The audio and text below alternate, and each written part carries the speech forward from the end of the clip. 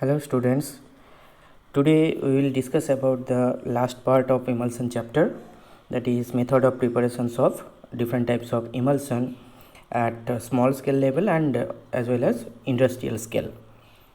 So before going that in details that part of that method of preparations of emulsion, first we have to select the oil phase, aqueous phase and emulsifying agent, because selection of oil and selection of emulsifying agent, that is very much important to get a better emulsion.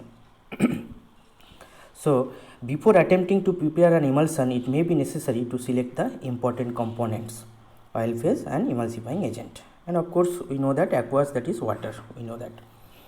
So how to select the oil phase? Different types of oils are available. For example, fixed oil, example soybean oil, peanut oil, sunflower oil. Next, aliphatic hydrocarbons are there, for example liquid paraffin, turpentine oil. Different glycerides, for example long chain and medium chain glycerides are available. Different types of fatty acids are also available. So how to select that oil phase? The main problem with oil is many of the oil are very prone to oxidation. So it is necessary to include a suitable antioxidant in the formulation of emulsion. Now several factors are there to select the oil phase. For example, desired physical property of the product, potential toxicity of the oil to the route of administrations, solubility of active product in the oil, consistency of the product quality, how much consistency we need, or is there any incompatibilities is present or not. So all these are the different factors on which depends on that factors we have to select the oil phase. So based on this factor, the optimum volume of oil that should be also selected. Generally, it is advisable to prepare an emulsion containing less than about 25% of dispersed phase in O by W type of emulsion. These type of products are very susceptible to severe creaming. Same conversely, product containing a high percentage, almost more than 70% of dispersed phase are likely to exhibit phase inversions. So the phase volume ratio is also applicable to the water when it is used as a dispersed phase. So from that what we can say, that selection of oil, that is very much important, because fixed oils are there and essential oils are there, volatile oils are there. So depends on that types of oil, the ratio of oil, water and gum, that will be also different. That part we will discuss later. So next is selection of aqueous phase. We know that in maximum cases in water, that is used as another one aqueous phase for preparations of emulsions.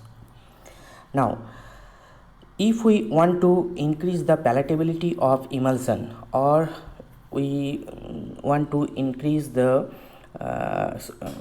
sweetness of that emulsion, so in that case a sweetening agent that may be added into the aqueous phase.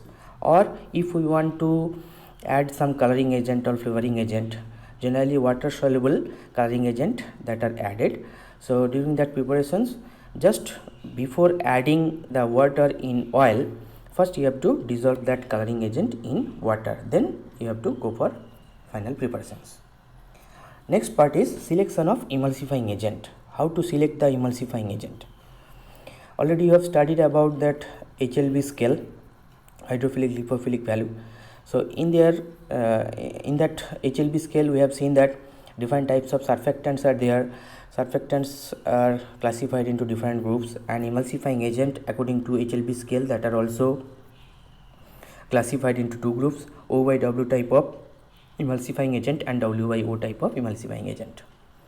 We also know the Bancroft's rule, because the type of emulsion formed completely depends on the type of emulsifying agent used. So as per the HLB scale, we can use single emulsifying agent or combination of emulsifying agent, both O by W and W by O. The stability of emulsion completely depends on the type of emulsifying agent used as well as the type of method used for preparations of emulsion. As a guide, 2% W by W is considered optimum and 5% W by W is maximum. That is the concentration of emulsifying agent used for preparations of emulsion. So it is very essential to prepare a series of sample to study the stability. To get the optimum concentration of emulsifying agent should be used to get the maximum stability of our preparations. So it is better to avoid emulsifying agent obtained from natural origin. We know that different types of emulsifying agents are available. Now the emulsifying agent which are obtained from natural origin, it is better to avoid because they show considerable batch to batch variation. In addition, they also support the microbial growth. So because of that, synthetic emulsifying agent generally that is used to get a better emulsion or to get the better stability of our product. Next, two types of emulsion preparations are there. One is small scale production and large scale production. Generally in industry, large scale production that is used, and different types of instrument apparatus that are used for preparations of emulsion. And in lab, for small scale preparation we can simply use mortar pestle, and emulsifying agent that are used acacia and tragacanth. The basic method in the preparations of emulsion with mortar and pestle are dry gum method and wet gum method. Dry gum method, that is also known as continental method. Wet gum method, that is also known as English method.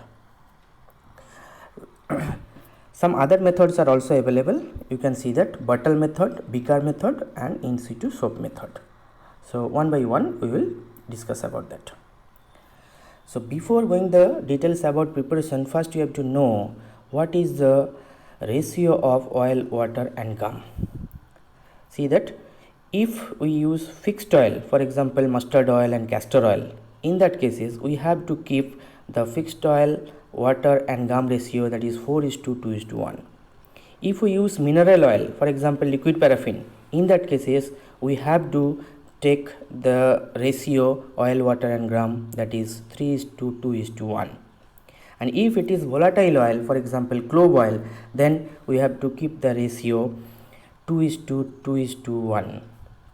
And in cases of oleaginous oil, we can keep the ratio 1:2:1.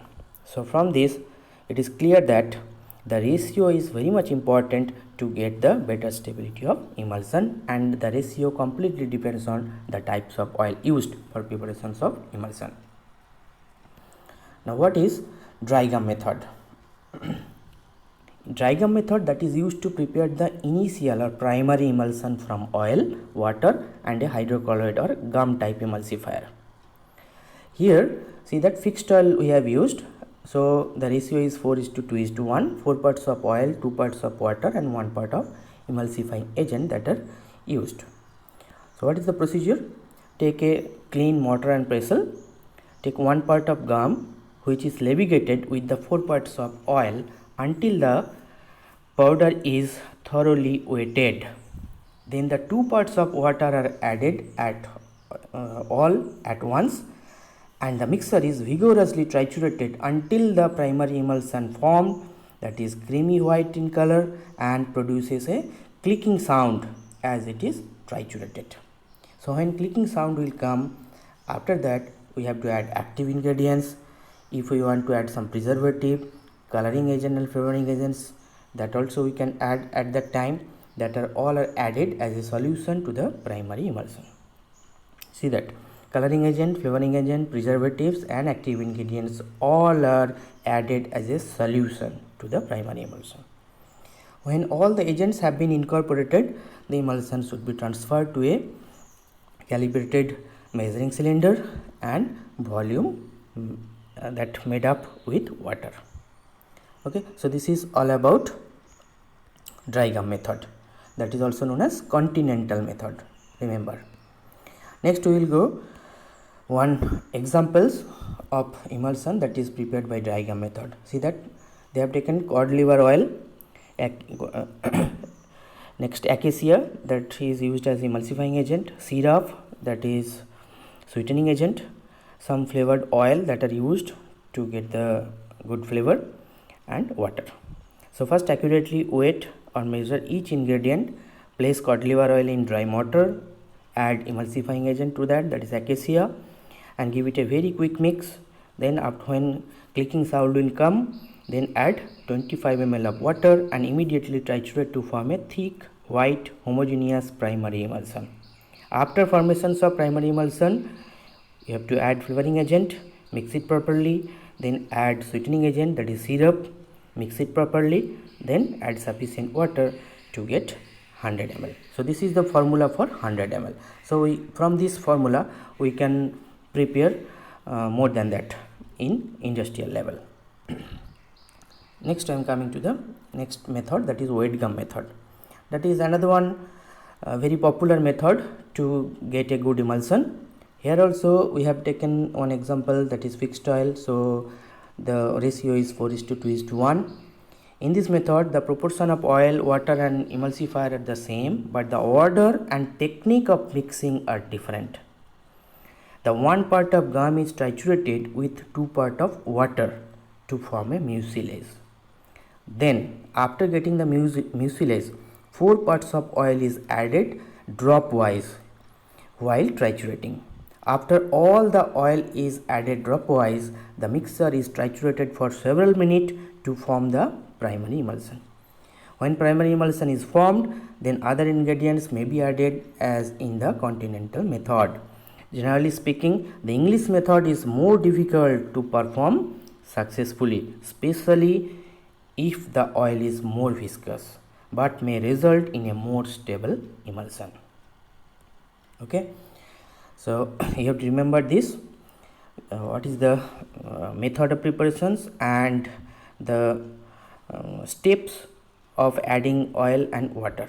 That is the main difference in between these two methods, dry gum and wet gum. Next I am coming to the next method, that is bottle method. This method may be used to prepare emulsion of volatile oil, because we know that volatile oil in open atmosphere it will be completely volatile. So because of that, in cases of volatile oil especially, bottle method is used. Oleaginous substance of very low viscosity, in that cases also bottle method can be used. This method is a variation of the dry gum method. In this case, 1 part of powdered acacia, gum acacia, that is placed in a dry bottle, and 4 parts of oil are added. Then the bottle is properly capped and thoroughly shaken for a several minutes. To this, the required volume of water is also added at all once, and the mixture is shaken thoroughly until the primary emulsion is formed. So here I have given one reference, you can also follow that reference, so you will get the details about that bottle method. That is very easy, and stability of emulsion, that is also very good. Next method is beaker method. This method is also one appropriate method for preparations of emulsion. Here the dividing components into water soluble and oil soluble component. All oil soluble components are dissolved in oil phase in one beaker, and all water soluble components are dissolved in the water in a separate beaker. Oleaginous components that are melted and both phases are heated approximately up to 70 degrees centigrade, both aqueous and oily phase. Then the internal phase is added to the external phase with continuous stirring until the product reaches room temperature. Best example is cold cream. Cold cream that is prepared by this beaker method. Both aqueous phase and oily phase are heated up to 70 degrees centigrade, and after that water phase that is added in the oily phase by drop wise, and after that the cold cream will form. Last method, that is in situ soap method. In this method, 2 types of soap that is developed by this method. First one is calcium soap, another one is soft soap. Calcium soap, that is W/O type of emulsion, for example oleic acid, lime water, and it is prepared by simple mixing of equal volume of oil and lime water. And emulsifying agent that is used, that is calcium salt of free fatty acid. For example, olive oil plus oleic acid, it will give calcium oleate. One of the most advantage of this in situ soap method is O/W is external phase used frequently on dry skin and sunburned skin. So that is the main advantage of this method, in situ soak method. Okay. So this is all about the different methods of preparations of emulsion that is used in lab scale as well as industrial scale.